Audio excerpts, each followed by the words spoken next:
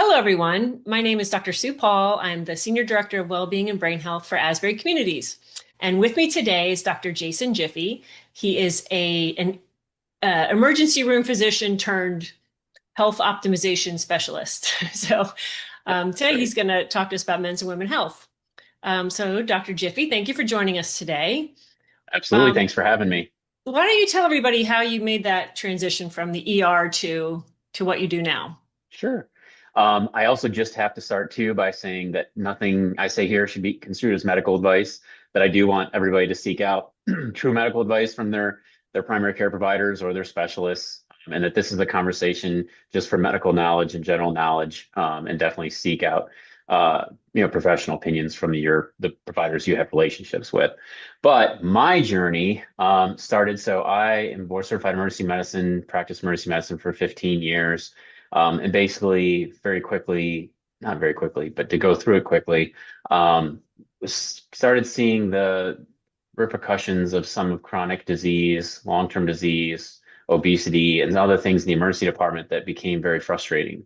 Um, and things that, like, as an emergency provider, there's only so much we can do. We're a kind of a patch and go kind of specialist, which is great, and I loved it until it was just very overwhelming. And I thought, why don't I try to attack this from the other side of things and try to do something that prevents people from ending up in the emergency department with their heart attacks and their strokes and their diabetes and their foot ulcers and some of the other things that they had to deal with. So at the time, the biggest thing that I figured I could do to help people in that journey was treat obesity and balance hormones. So I got both of those certifications. I got my DABOM, which is an obesity medicine board certification, and also certified in hormone replacement. And those two together are extremely powerful combination of attacking a lot of the chronic issues that we see with health, that we can certainly get into over the next little bit of time. Yeah. Well, that's actually perfect. I like the upstream vision of, Yeah. addressing chronic health conditions before they're chronic, right? Um, Absolutely. yeah. So tell me what are some of the earliest warning signs that people in middle age should maybe pay attention to, um, and not dismiss them because they could, have a much deeper repercussion later on. Yeah. So I think one of the things that we focus on with our patients too is kind of keeping track of weight and body composition the best you can. Like, not everybody has a special body composition scale, but a lot of things we hear people say as they age is that I'm doing a lot of the same things, eating even a lot of the same things, activity wise, the same things, but the results physically are different for me. My body is changing in ways I don't understand. It doesn't make sense.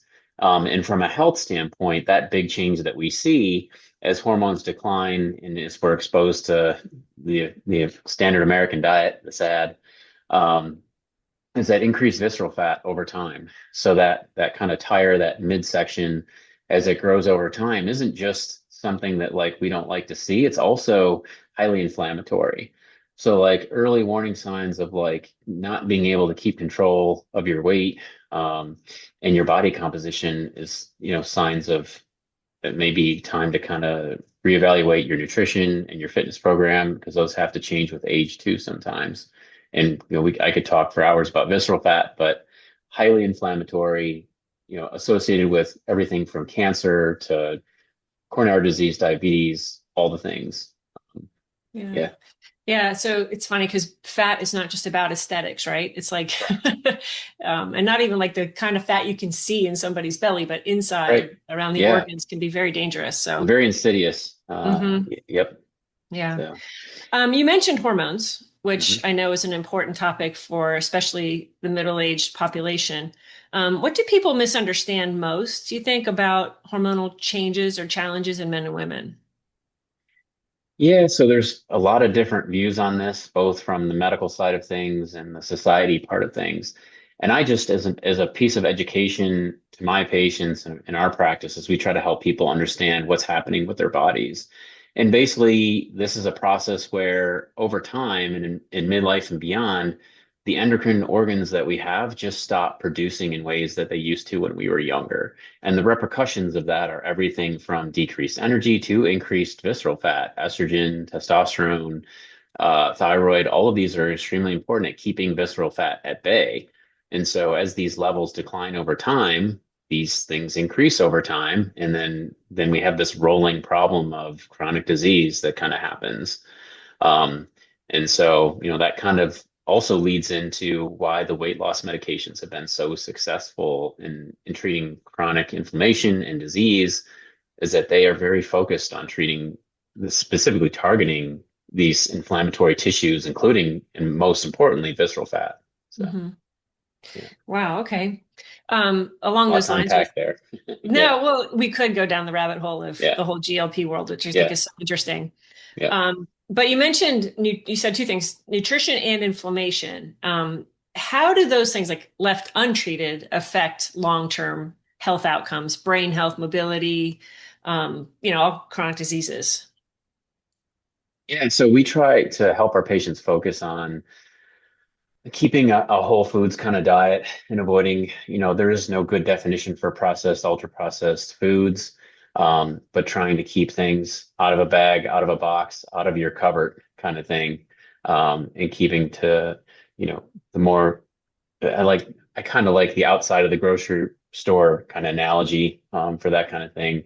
But, being chronically inflamed over time, is basically just DNA damage and risks of all disease from hypertension to cancers and stuff like that. So, um, yeah, I don't have Yeah. much to say beyond that. Yeah, When you that's what said we the do. outside of the grocery store, you mean the outside aisles where Outside you go down aisles, like yeah. The fresh produce and the fruits, the meats and the vegetables. Yep, dairy and yeah, you yep. stay out of the middle aisles where all the packages are, Yeah, right? yeah. And even Yeah. even with the meats, we kind of dig into like which we try to stay to white lean meats, and red meat can be pretty inflammatory itself and stuff like Hmm. that. So we'll even try to avoid some of that. Yeah. Yeah.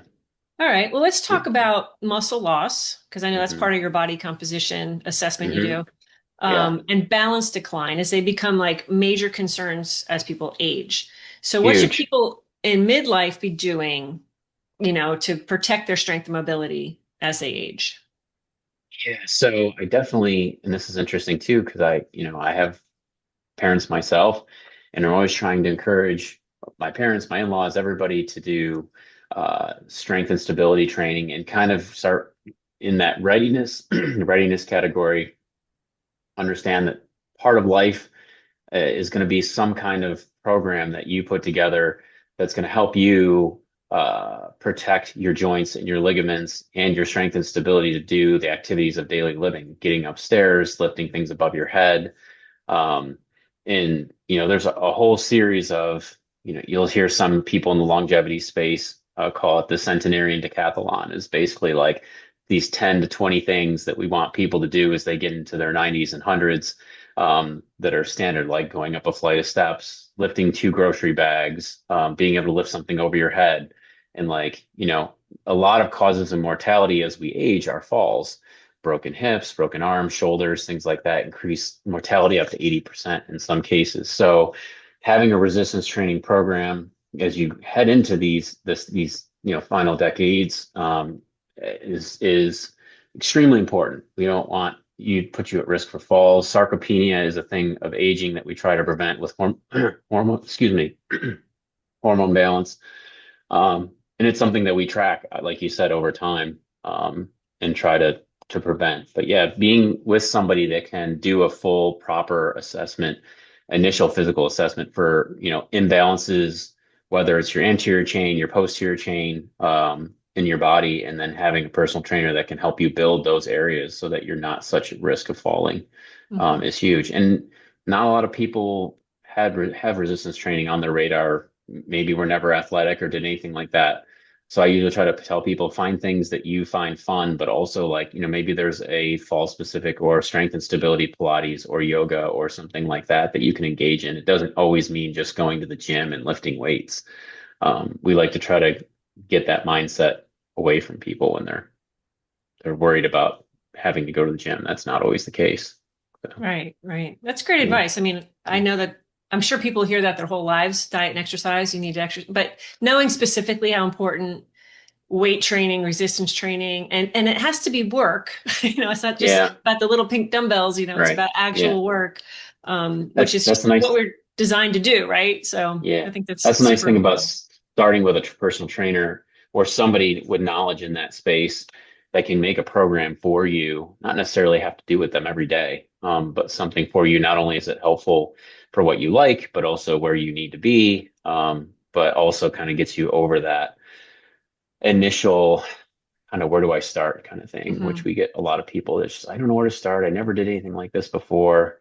And so you can, hopefully break through that barrier. Yeah, that's a great piece of advice too. Okay, last question. If you could give one piece of advice to adults in midlife and then one piece of advice to older adults about healthy aging, what would you say?